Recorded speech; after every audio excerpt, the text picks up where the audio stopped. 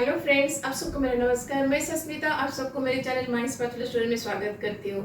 आज मैं आपके साथ शेयर करने वाली हूँ बहुत ही फेमस एंड बहुत ही टेस्टी एक पंजाबी रेसिपी, वो है दाल मखनी। आज हम बिल्कुल ट्रेडिशनल मेथड में दाल मखनी बनाएंगे, जैसे ट्रेडिशनली से बनाया जाता है। आज मैं आपके साथ सारे टिप्स एंड ट्रिक्स शेयर करूंगी, जिसकी वजह से आप बिल्कुल perfect hotel and restaurant style में दाल मखनी घर पर भी बना सकते हैं। इसलिए मेरे वीडियो को एंड तक जरूर देखिएगा।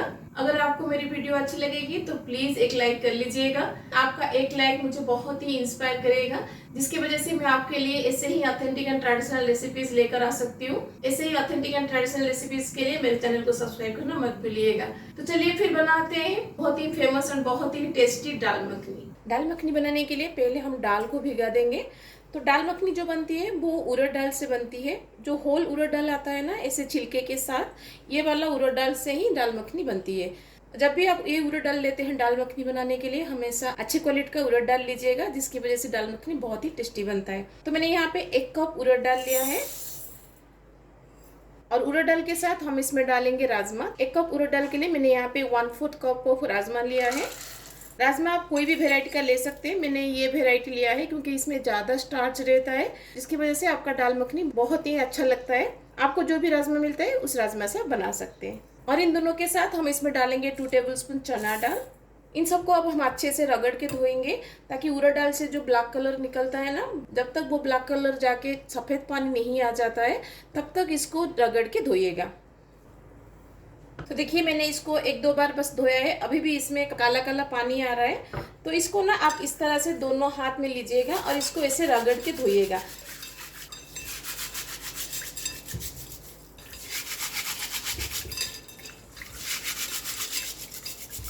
तो देखिए दाल को 3-4 बार धोने के बाद इसमें अभी इतना सफ़ेद पानी आ गया है। तो इतना सफ़ेद पानी आने तक आप इसको अच्छे से रगड़ के धोइएगा, क्योंकि अगर आप ये स्टेप स्किप कर देंगे ना तो आपका दाल मखनी बिल्कुल भी अच्छा नहीं बनेगा। अब इसको हम 10 से 12 घंटा के लिए भीगने के लिए छोड़ देंगे। जितना ही अच्छे से भीगेगा, पकाते टाइम इसके अंदर से स्टार्च उतना अच्छे से निकलेगा, क्योंकि मखनी का जो ग्रेवी होता है ना वो इसके स्टार्च से ही बनता है। अभी मेरा रात का टाइम है, इसलिए मैं अभी इसको ओवरनाइट भीगने के लिए छोड़ दूंगी। कल लंच में हम इसको बनाएंगे। दाल को भिगाते हुए 10 से 12 घंटा हो गया है। भिगाने से पहले हमने इसको 3 से 4 बार अच्छे से रगड़ के धोया था, फिर भी इसमें से अभी काला पानी निकल रहा है। फिर से इसको हम 3 से 4 बार ऐसे हाथ में रगड़ते हुए धोएंगे। तो देखिए दाल को मैंने 3 से 4 बार अच्छे से रॉफ करके इसको साफ कर लिया है। ऐसे ही क्लीन पानी आने तक आप इसको अच्छे से धोइएगा। तो चलिए अब इसको हम बॉईल करने के लिए बैठाते हैं। दाल को आज मैं हांडी में बॉईल करूंगी, इसलिए मैंने यहाँ पे हांडी बैठा दिया है। अब इसमें हम दाल को डाल देंगे।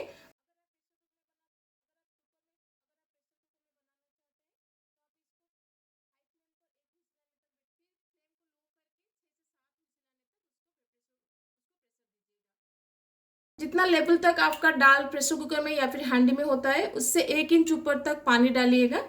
अब इसमें हम डाल देंगे नमक अकॉर्डिंग टू योर टेस्ट। अब इसमें हम कुछ और नहीं डालेंगे, बस इसको कवर लगा के हाई फ्लेम पर इसमें बॉईल आने तक बैठाएंगे। दाल को बॉईल करते टाइम इसके ऊपर से ऐसे छाग निकलेंगे, ये सारे छाग को हमें निकालना है। तो ऊपर ऊपर से ऐसे सारे छाग निकाल दीजिएगा।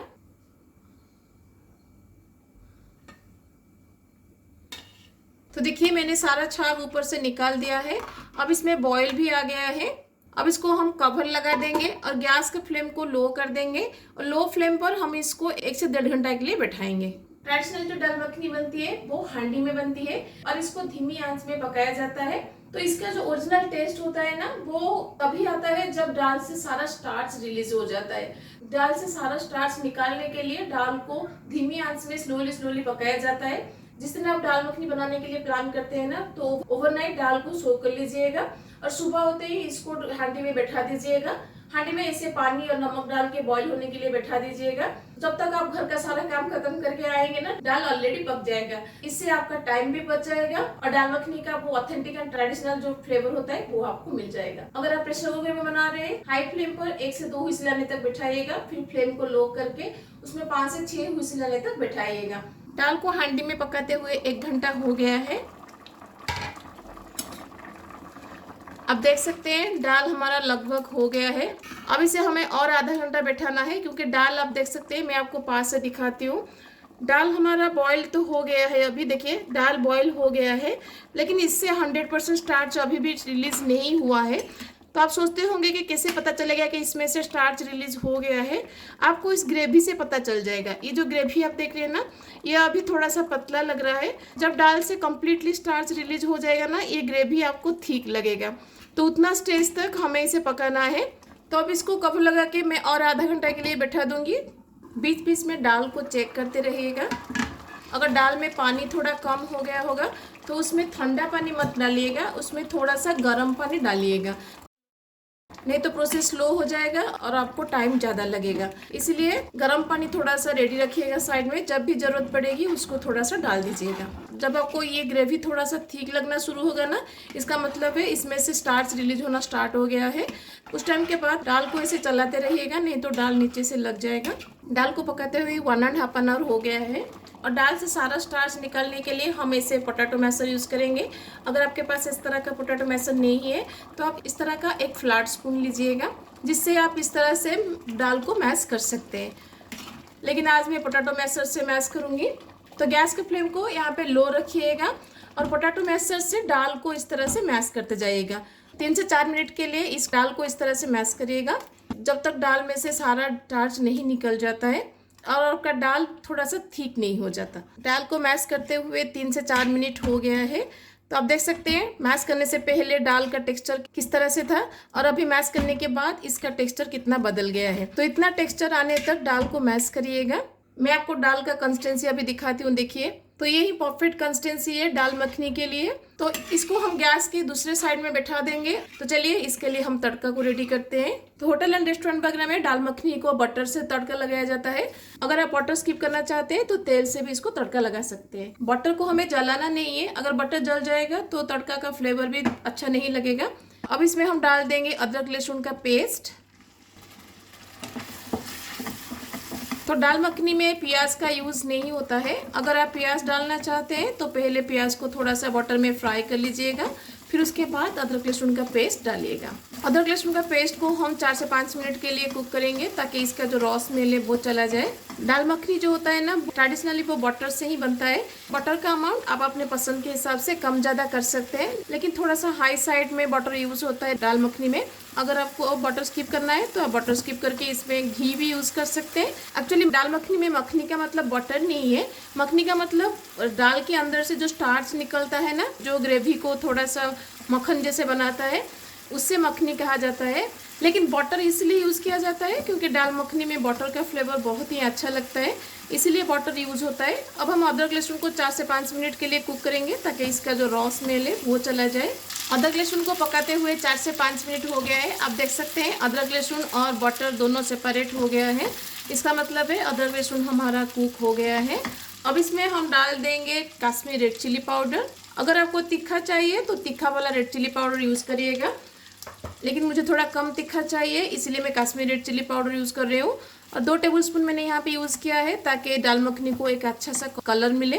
तो यहाँ पे मैं थोड़ा सा पानी डालूंगी, नहीं तो रेड चिली पाउडर जल जाएगा। अब इसको हम 2 से 3 मिनट के लिए कुक करेंगे ताकि रेड चिली पाउडर जो हमने अभी डाला है वो थोड़ा सा कुक हो जाए। रेड चिली को पकाते हुए 2 से 3 मिनट हो गया है। अब इसमें हम डाल देंगे टमाटर का प्यूरी। तो मैंने यहाँ पे 5 टमाटर का प्यूरी लिया है। अगर आपका टमाटर खट्टा है तो आप 3 से 4 ले सकते हैं, लेकिन दाल मखनी में टमाटर थोड़ा ज़्यादा डाला जाता है। अब टमाटर को कवर लगा के हम 4 से 5 मिनट के लिए बैठाएंगे ताकि टमाटर हमारा अच्छे से कुक हो जाए। टमाटर को पकाते हुए 4 से 5 मिनट हो गया है। आप देख सकते हैं टमाटर बटर सेपरेट हो गया है, इसका मतलब है टमाटर हमारा अच्छे से कुक हो गया है। तो मसाला अब हमारा रेडी है। चलिए इसको हम दाल में डालते हैं।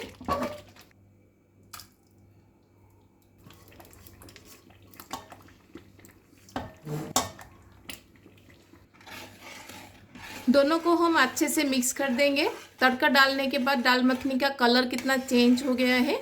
यहाँ पे थोड़ा सा नमक चख लीजिएगा, अगर नमक कम लग रहा है तो थोड़ा सा नमक डाल दीजिएगा। अब दाल मखनी में हम डाल देंगे 1 टीस्पून होममेड गरम मसाला पाउडर और उसके साथ हम थोड़ा सा कसूरी मेथी को हाथ में ऐसे क्रश करके डालेंगे।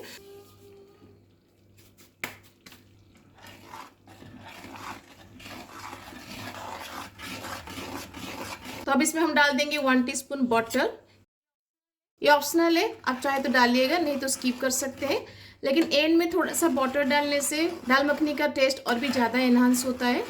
अब बटर के साथ हम इसमें डाल देंगे 1 कप ऑफ मिल्क। अब इसको और 10 से 15 मिनट के लिए हम बैठाएंगे। होटल एंड रेस्टोरेंट वगैरह में इतना स्टेज तक दाल मखनी को बना के रखते हैं। जब हम ऑर्डर करते हैं ना, तो वो दाल मखनी में एक तड़का लगाकर हमें सर्व करते हैं। तो चलिए उस तड़का को हम रेडी करते हैं। तड़का लगाने के लिए तड़का पैन में मैंने यहाँ पे लिया है 1 टीस्पून ऑयल। आप चाहे तो घी या फिर बटर से तड़का लगा सकते हैं। ऑयल गर्म हो जाए तो इसमें हम डाल देंगे चॉप्ड गार्लिक। तो मैंने यहाँ पे 4 से 5 लहसुन की कली को चॉप करके लिया है। लहसुन को बस 2 मिनट के लिए हम सटे करेंगे ताकि इसका जो रॉ स्मेल है वो चला जाए और लहसुन में थोड़ा सा लाइट गोल्डन कलर आ जाए। तो आप देख सकते हैं लहसुन का कलर चेंज हो गया है। अब इसमें हम डाल देंगे 1/2 teaspoon Kashmiri red chili powder और गैस बंद कर देंगे। अब इसको हम दाल में डाल देंगे।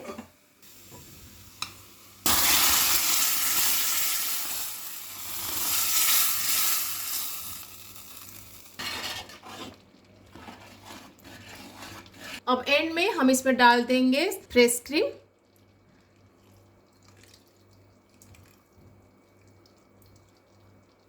तो हमारा बिल्कुल ढाबा एंड रेस्टोरेंट स्टाइल में दाल मखनी रेडी है।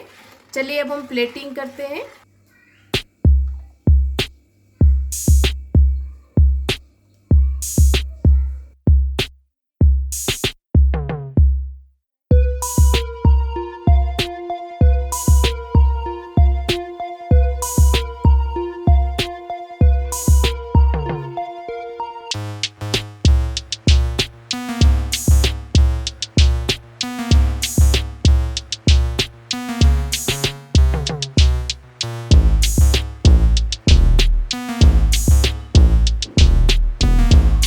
कैसी लगी आपको बिल्कुल ढाबा एंड रेस्टोरेंट स्टाइल में दाल मखनी की रेसिपी? बस थोड़ा सा टाइम लगता है लेकिन बनाने में कोई मुश्किल नहीं है। इसे अगर बनाते हैं तो आपको बिल्कुल ऑथेंटिक एंड ट्रेडिशनल फ्लेवर में दाल मखनी खाने को मिल जाएगा। अगर आप प्रेशर कुकर में बनाएंगे तब भी दाल मखनी बन जाएगा, लेकिन दाल मखनी का वो ऑथेंटिक फ्लेवर एंड टेस्ट आपको नहीं मिलेगा जो हांडी में बनाने से मिलेगा। तो घर में इसको एक बार जरूर ट्राई कीजिएगा, देखिएगा सबको बहुत पसंद आएगा। अगर सबको पसंद आएगी तो मेरे वीडियो को जरूर लाइक करिएगा और अपने फ्रेंड्स एंड फैमिली के साथ शेयर करना मत भूलिएगा। तो मिलते हैं और एक इंटरेस्टिंग एंड ऑथेंटिक रेसिपी के साथ। Till then bye bye, see you, have a good day.